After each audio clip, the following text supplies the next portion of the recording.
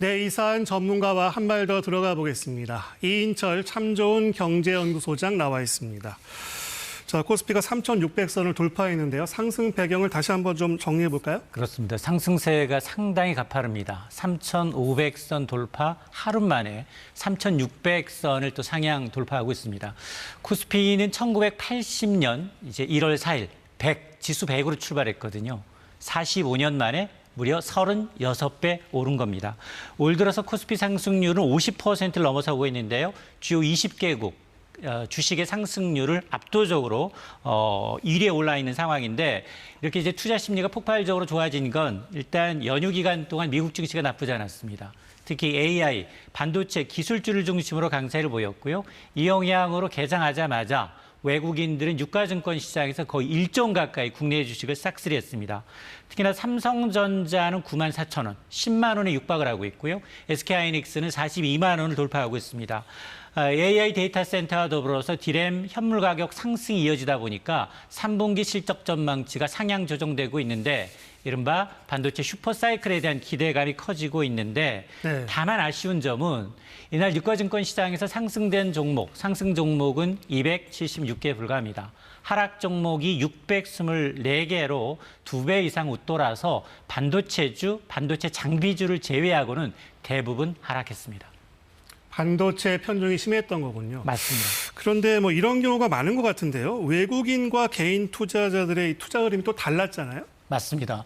최근 한 달여 동안의 이제 흐름을 보면 투자 주체별로 지금 외국인들은 거의 6조 가까이 국내 주식을 싹쓸이했고요.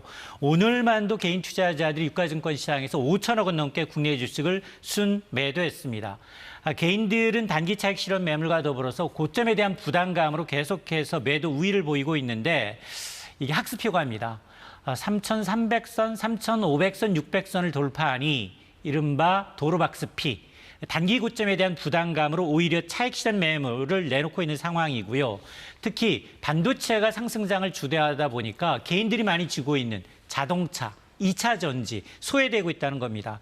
특히 그동안 이제 올해 상승장을 주도했던 조방원, 조선, 방산, 원전주들이 단기 좀 피로감, 급등했다는 이제 피로감도 역시 이제 개인들로 하여금 매도세를 키우고 있는데요. 결국 외국인들이 향후 실적과 펀더멘트를 보고 있다면 개인들은 단기 변동성 장세 차익 실현에 주력을 하고 있는 겁니다. 주식과 환율이 동시에 오르는 경향은 어떻게 봐야 되나요? 그렇습니다. 지금 사실은 외국인들이 국내 주식을 사들이게 된다면 원화 가치는 강세가 나타나야 되지만, 오히려 오늘 환율은 20원 넘게 뛰었습니다. 1,420원으로 지금 뛰고 있는 상황인데요. 상수가 있습니다. 관세 리스크. 트럼프 대통령이 업프론트 선불적으로 3,500억 달러 현금 투자를 지금 원하고 있기 때문에, 이런 대미 투자 압박에 대한 게 이제 상수로 남아 있는 상황에서 최근에는 이제 달러 강세를 지지해야 될 유로존도 좀 부족합니다. 유럽의 영국과 프랑스는 재정 위기로 인해서 유로화가 약세를 보이고 있고요. 특히 일본은 아베노믹스 시즌 2가 시작이 되다 보니까 엔화 약세로 인해서 상대적으로 달러화가 강세를 보이고 있다는 점에서 현재 환율 급등이라는 게 단순히 달러화의 유입과 유출의 문제가 아니라 한미 통상협상과 글로벌 금리, 정치 불안이 이제 복합적으로 얽힌 결과라고 할 수 있습니다. 다만 이 통상협상, 특히나 이제 이달 말 에이펙에서 열릴 회담 이전까지 한미가 관세협상에서 상설, 무제한 통화스와프는 아니다 하더라도 제한적인 통화스와프 체결 여부가 환율의 단기 분기점이 될 것으로 보입니다. 그럼 코스피가 앞으로 어떤 추이를 보일 걸로 내다보십니까? 일단 파죽지세입니다. 달리는 말에 채찍질을 가한다고 증권사들 계속해서 고점을 높이고 있는데요. 이런 유동성 장세에서는 자주 사고 파는 것보다 한 종목을 오래 갖고 있는 게 수익률이 더 높습니다. 특히 외국인 입장에서 보면 한국 증시는 여전히 저평가 상태다라는 건데요. 달러 기준 국내 증시는 여전히 저평가 상태다. 특히나 지난해 국내 증시가 세계 최저의 수익률을 보였기 때문에 올해 50% 넘게 올라도 국내 증시가 앞으로 더 상승 가능성이 높다라는 얘기인데요. JP모건은 오늘 1년 이내 코스피가 5,000선을 돌파도 가능하다라는 장밋빛 전망을 내놓고 있고, 또 반도체계의 저승사자라고 하는 모건스테인리는 오늘 삼성전자의 목표 주가를 11만 원으로 상향 조정하고 있습니다. 실제로 3분기 유가증권 시장 상장사들의 실적 전망도 올라가는 것도 긍정적인데, 다만 오를 만큼 올랐다라는 분위기도 팽배합니다. 개인 투자자들은 주식 상승보다는 하락에 베팅하는 공매도 잔고가 사상 최고치를 기록하고 있는 상황인데요.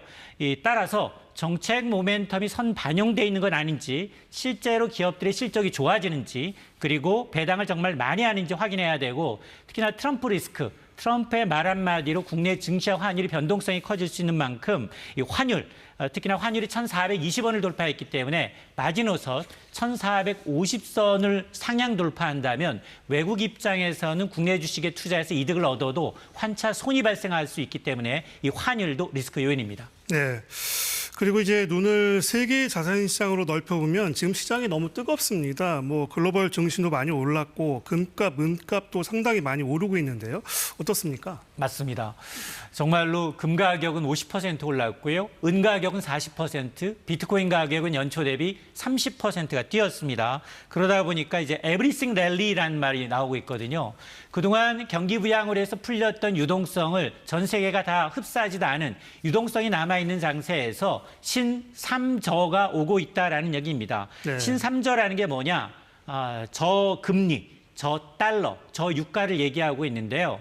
미국의 연준의 금리 인하 기대감으로 인해서 달러는 약세를 보이고 있고, 특히나 지금 국제유가는 배럴당 60달러 선에서 굉장히 오랫동안 머물고 있습니다. 이런 이제 신삼저 현상이 오히려 이제 에브리싱 랠리를 좀 강화하고 있다라는 얘기인데요. 즉 단기적으로 유동성 랠리가 좀 이어지면서 지금 안전자산, 위험자산이 동시에 오르는 현상이 나타나고 있는 겁니다.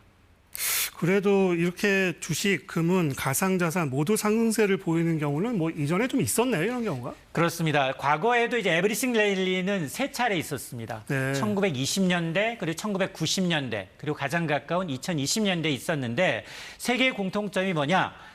대부분 결과는 버블 붕괴로 이어졌다라는 겁니다. 네. 1920년대는 미국에서, 1990년대는 일본에서, 2020년은 코로나 팬데믹 시기가 대표적인데요. 모두의 공통점이 막대한 유동성과 더불어서 신기술이 결합하면서 버블을 키웠다라는 겁니다. 그러나 이런 버블은 결국 이제 이 버블이 이제 인플레이션을 자극할 수 있기 때문에 저금리 기조가 꺼지고 또 시중의 유동성이 마르기 시작하게 되면 과열된 자산 시장의 경우에는 본격적인 숨고르기 국면에 전입할 수 있기 때문에 이런 선행 지표, 물가 지표를 예의 주시해야 합니다. 네.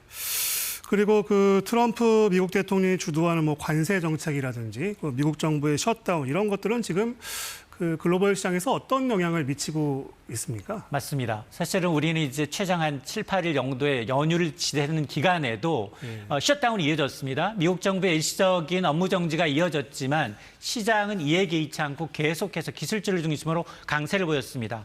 사실 관세가 높아지게 되면 공급 비용을 높여서 교역이 위축될 수 있고요.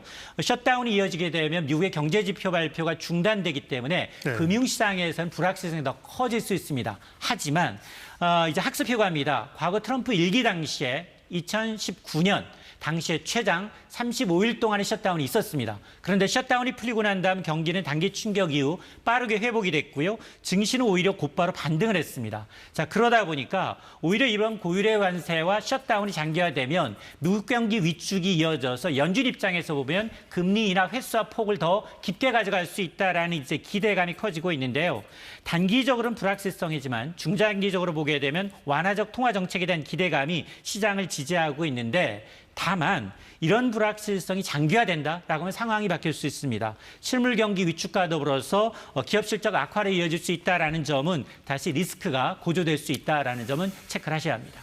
그래도 뭐 이전에 사례가 있었다고 하더라도 지금 시장이 너무 뜨겁고 또 정책의 불확실성도 여전해서 투자자들 입장에서는 지금 내가 어떻게 해야 할지 좀 혼란스러울 것도 같습니다. 뭐 좀 제언을 해주실 수 있나요? 맞습니다.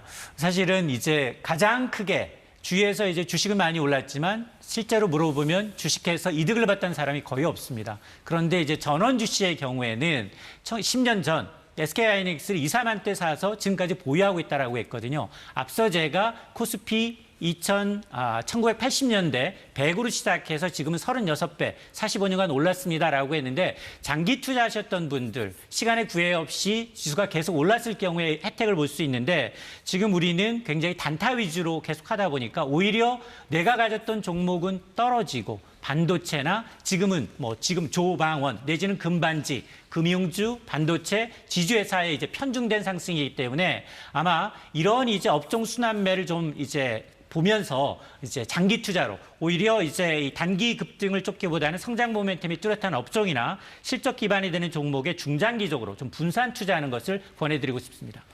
네, 이인철 참 좋은 경제연구소장이었습니다. 말씀 잘 들었습니다.